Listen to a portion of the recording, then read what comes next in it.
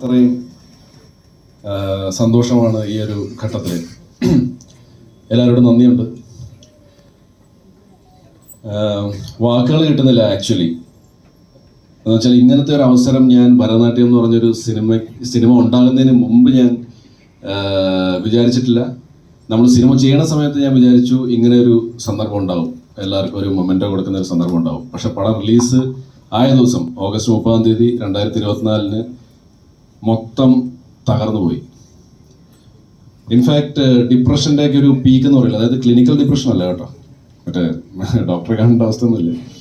പക്ഷെ നമ്മൾ ഡിപ്രസ്ഡ് ആവുക എന്ന് പറയില്ലേ, സങ്കടം വരിക, കണ്ണു നിറയുക, അപ്പം അങ്ങനത്തെ ഒരു അവസ്ഥയായിരുന്നു. അപ്പോഴും തോമസ് തിരുവല്ല എന്ന് പറഞ്ഞ എൻ്റെ പാർട്ട്ണർ എന്ന് പറയുന്നത്, ഞങ്ങൾ പാർട്ട്നേഴ്സാണ് ഈ പടത്തിൽ. തോമസ് ഏട്ടൻ ഭയങ്കര ജോളിയാണ്.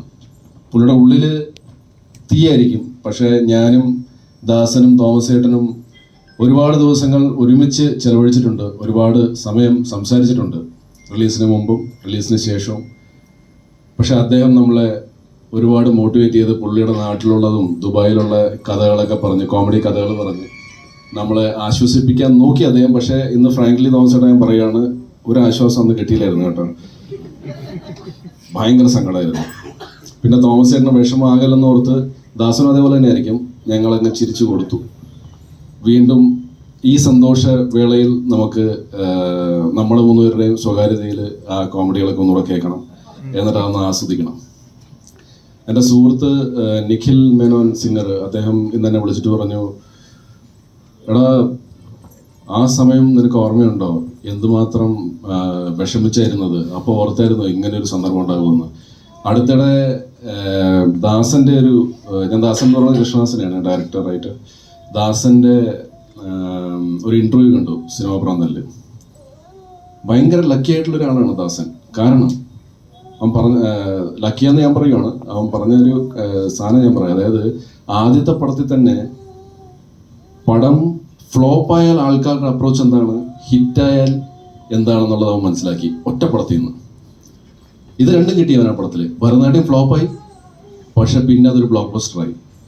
അപ്പം ഈ അവനെ ഇങ്ങനെ ഡിസ്റ്റൻസ് വെച്ചുകൊണ്ടിരുന്ന ആൾക്കാരൊക്കെ ഇപ്പം വന്ന് കെട്ടിപ്പിടിക്കുകയാണ്, ആ ഒരു അവസ്ഥയിലേക്ക് എത്തി. എനിക്ക് ആക്ച്വലി ഒറ്റപ്പടത്തിൽ ഇത് കിട്ടിയിട്ടില്ല കേട്ടോ. ഐ മീൻ ഒരു ഒറ്റപ്പടം എക്സാമ്പിൾ എനിക്ക് പറയാൻ പറ്റില്ല. പടം ഓടാത്ത പടം ഓടിയിട്ടില്ല, ഓടിയോളം ഓടി. പക്ഷെ ഇവന് ഭയങ്കര ലക്കിയാണ്. ഭരതനാട്യം എന്ന് പറഞ്ഞ ഒരു സിനിമ ചെയ്തിട്ട് 2 സാധനങ്ങൾ മനസ്സിലാക്കാൻ പറ്റി. അതുകൊണ്ട് ഇവനൊരു മികച്ച സംവിധായകനാവും എന്നുള്ളതിൽ ഒരു സംശയമില്ല. എന്നുവെച്ചാൽ സിനിമകൾ കണ്ടല്ലോ, ആ രീതിയിൽ മികച്ച സംവിധായകനായിരിക്കും.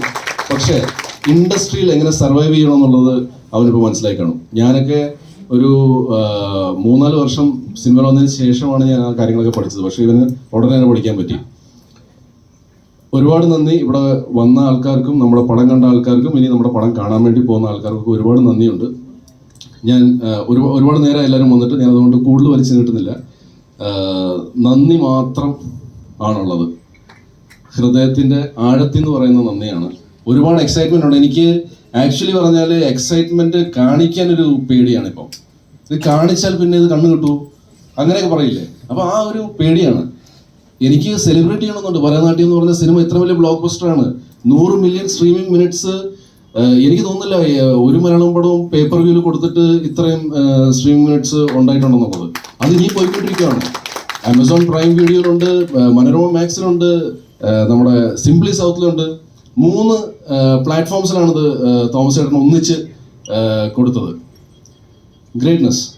അത് ആ ഒരു ബുദ്ധി അദ്ദേഹത്തിൻ്റെ. 1 മാസത്തിനുള്ളിൽ ഓഗസ്റ്റ് 30 റിലീസായി തോമസ് ചേട്ടന് മനസ്സിലായി ഈ പരിപാടി തിയേറ്ററിൽ വർക്കൗട്ട് ആകുന്നില്ല. ഒട്ടന്നെ തന്നെ സെപ്റ്റംബർ 27 കൊടുത്തു കഴിഞ്ഞു. എന്നുവെച്ചാൽ ആ ഒരു ഓളം, വെച്ചാൽ കണ്ട ആൾക്കാരെ നല്ല റിവ്യൂസാണ് പറഞ്ഞത്. ആ ഒരു ഓളത്തിൽ തന്നെ അത് കൊടുത്തു. ചിലപ്പോൾ 2 മാസം കഴിഞ്ഞിട്ടാണ് ഇത് ചെയ്യുന്നതെങ്കിൽ ചിലപ്പം നടക്കില്ല. വേണമെങ്കിൽ നമുക്ക് വെയിറ്റ് ചെയ്യായിരുന്നു, ഓക്കെ ഏതെങ്കിലും ഒരു ബിസിനസ് ഏതെങ്കിലും ഒരു OTT പ്ലാറ്റ്ഫോമിൽ നടക്കുമെന്ന് പറഞ്ഞുകൊണ്ട്. പക്ഷേ അദ്ദേഹത്തിന് ആ എന്താണ് ബുദ്ധി ഉണ്ടായിരുന്നു, ഫ്യൂച്ചറിസ്റ്റിക് കാഴ്ചപ്പാടുണ്ടായിരുന്നു. അതുകൊണ്ട് സെപ്റ്റംബർ 27 തന്നെ വന്നു. ആ ഒരു ഓളം ഇപ്പോഴും ഇങ്ങനെ നിൽക്കുകയാണ്. എല്ലാ ദിവസവും ഓട്ടോമാറ്റിക്കലി ജനറേറ്റഡ് ആയിട്ടുള്ള graphical statistics Amazon prime video പിന്നെ ബാക്കി മനോരമ മാക്സ് ഒക്കെ നമുക്ക് അയച്ചു തരാറുണ്ട്. ഞാൻ ആദ്യമായിട്ട് കാണുന്നത് വെച്ചാൽ ഞാൻ ഇപ്രാവശ്യം പ്രൊഡ്യൂസറും കൂടെ ആയതുകൊണ്ട് എനിക്ക് ആദ്യമായിട്ട് അത് കിട്ടിത്തുടങ്ങി. അവിടെ ആണ് മനസ്സിലാകുന്നത് നമ്മുടെ ഗ്രാഫ് എങ്ങനെ പോയെന്ന്. ആക്ച്വലി ആ സ്റ്റാറ്റിസ്റ്റിക്കൽ റിപ്രസെൻറ്റേഷൻ കണ്ടാൽ അതിൻ്റെ അകത്തൊരു 2% പോട്ടെ 1% ആൾക്കാർ തിയേറ്ററിൽ കണ്ടിരുന്നെങ്കിൽ ശരിക്കും ഞാനും തോമസേട്ടനൊക്കെ കോടീശ്വരന്മാരായനെ. പക്ഷേ എനിക്ക് തോന്നുന്നത് ദൈവം ചിലപ്പം വിചാരിച്ചിരിക്കുന്നത് അല്ല, ഇപ്പം ആയിട്ടില്ല, ഇപ്പം നിങ്ങൾ തൽക്കാലം 1000-ൽ കളിച്ചാൽ മതി, കോടികളൊക്കെ കുറച്ച് ദൂരെയാണ്, പക്ഷെ ചിലപ്പോൾ കിട്ടുമായിരിക്കും. ഒരു പക്ഷേ ഭരതനാട്യത്തിൻ്റെ ഒരു സക്സസ് ഇപ്പോൾ OTT-ൽ കിട്ടിയ ഫിനാൻഷ്യലി ചിലപ്പം ഞങ്ങൾക്ക് തിയേറ്ററിൽ റണ്ണായിരുന്നെങ്കിൽ എത്രമാത്രം നമുക്ക് കിട്ടുമായിരുന്നു, അത്രയും കിട്ടിയില്ലെങ്കിൽ പോലും ഇതിൻ്റെ ഒരു ഹാങ് ഓവറിൽ ഡെഫിനറ്റ്ലി എനിക്കും ആസ് പ്രൊഡ്യൂസർ തോമസേട്ടനും ആസ് റൈറ്റർ ഡയറക്ടർ കൃഷ്ണദാസിനും ഇതിനകത്ത് അഭിനയിച്ച എല്ലാവർക്കും ഒരുപാട് ഗുണം ചെയ്യുമെന്നുള്ളതാണ് ഞാൻ മനസ്സിലാക്കുന്നത്. പിന്നെ സായി ചേട്ടാ, നിങ്ങളാണ് നമ്മുടെ നെടുംതൂണ്. You came into the picture. അവിടെ തുടങ്ങി ഭരതനാട്യത്തിൻ്റെ സക്സസ്. ഭരതനാരായിട്ട് സായി ചേട്ടൻ വന്നപ്പോൾ തൊട്ട്. പിന്നെ എടുത്തു പറയേണ്ടത് ദിവ്യ നായരുടെ കാര്യമാണ്. ദിവ്യ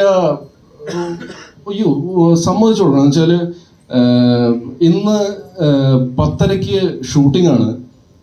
ഞങ്ങൾ വിളിക്കുന്നത് രാവിലെ 9 മണിക്കെങ്ങാണ്ടാണ്, അതോ 8 മണിക്കോ.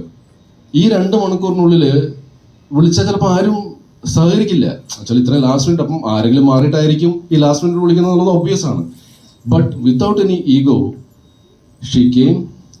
ദിവ്യ വന്നു, മനോഹരമായിട്ട് പെർഫോം ചെയ്തു. ഇന്നും എന്നോട് ആൾക്കാർ ചോദിക്കാറുണ്ട് എന്താണ് ഈ ആക്ട്രസിൻ്റെ പേര്, ഞെട്ടിച്ച് കളഞ്ഞെന്നാണ് പറയണത്. പിന്നെ എല്ലാവരും പേര് ഞാൻ എടുത്ത് പറയുന്നില്ല. ഇവിടെ ഒരുപാട് നമ്മളെ സപ്പോർട്ട് ചെയ്ത ആൾക്കാരുണ്ട്. ഇവിടെ എല്ലാവരും ഇരിപ്പുണ്ട്. അജു ഇതിൻ്റെ അകത്ത്, അജുവിൻ്റെ പേര് ഞാൻ എടുത്ത് പറയാൻ കാരണം ഇതിൻ്റെ അകത്ത് അഭിനയിച്ചിരുന്നെങ്കിൽ ഞാൻ എടുത്ത് പറയില്ലായിരുന്നു. പക്ഷേ ആസ് എ സിംഗർ അജു തെളിയിച്ചിരിക്കുകയാണ് അജുവിനൊരു സിംഗിങ്ങും പറ്റുമെന്ന്. അജു സാധാരണ ഞാൻ ഫങ്ഷൻസിലൊക്കെ കാണുമ്പോഴത്തേക്കും അദ്ദേഹം റൈറ്റർ, ഡയറക്ടർ, ആ ടീമിൻ്റെ കൂടെയൊക്കെ അല്ലെങ്കിൽ ആക്ടേഴ്സിൻ്റെ ടീമിൻ്റെ കൂടെ ഇരിക്കാറുള്ളത്. പക്ഷേ ഇതിൻ്റെ അകത്ത് വ്യത്യസ്തമായിട്ട് അദ്ദേഹം മനു മഞ്ജിത്ത് എന്ന് പറഞ്ഞ ലിറിസിസ്റ്റിൻ്റെ കൂടെ, സാമുവൽ അബി എന്ന് പറഞ്ഞ മ്യൂസിക് ഡയറക്ടറിൻ്റെ കൂടെയാണ് ഇരിക്കുന്നത്. എന്ന് വെച്ചാൽ അവരൊരു ടീമാണ്. ചില he is the singer in this movie. അപ്പം അങ്ങനെ ഒരു പുതിയൊരു സിംഗറിനെ നമുക്ക് ഈ സിനിമയിൽ കിട്ടി. അപ്പോൾ എന്തായാലും ഒരുപാട് നന്ദി എല്ലാവരോടും വന്നതിലും. ഇനി ബാക്കി പാർവതി പറയും. കുറേ മെമൻറ്റോസ് വിതരണം ചെയ്യാനുണ്ട്. താങ്ക് യു അമ്മേ, Anu, thank you. Thank you so much. അതോടൊപ്പം തന്നെ അടുത്തതായിട്ട് സ്റ്റേജിലേക്ക് ഇൻവൈറ്റ് ചെയ്യാൻ പോകുന്ന ആളെ കുറിച്ച് ഒരു സ്പെഷ്യൽ ഇൻട്രൊഡക്ഷൻ്റെ ആവശ്യമില്ല. കാരണം നമുക്ക് പരിചിതമല്ലാത്ത വ്യക്തികളെ കുറിച്ച് പറയുമ്പോഴാണ് ഒരു സ്പെഷ്യൽ ഇൻട്രൊഡക്ഷനും കാര്യങ്ങളൊക്കെ പറയുന്നത്. തീർച്ചയായിട്ടും നമ്മളെ ബിഗ് സ്ക്രീനിലൂടെ ഒത്തിരി ചിന്തിപ്പിക്കുകയും ത്രസിപ്പിക്കുകയും ചെയ്തുകൊണ്ടിരിക്കുന്ന ഒരു വ്യക്തിയാണ്. ഇപ്പോൾ ഈ ഒരു സ്പെഷ്യൽ ലൊക്കേഷനിൽ മലയാളത്തിൻ്റെ സ്വന്തം സായികുമാർ അദ്ദേഹം ഈ ഒരു ലൊക്കേഷനിൽ എത്തിച്ചേർന്നിട്ടുണ്ട്. സോ അദ്ദേഹത്തെ വളരെ സ്നേഹപൂർവ്വം തന്നെ ഇൻവൈറ്റ് ചെയ്യുന്നു. നല്ലൊരു കൈയടി.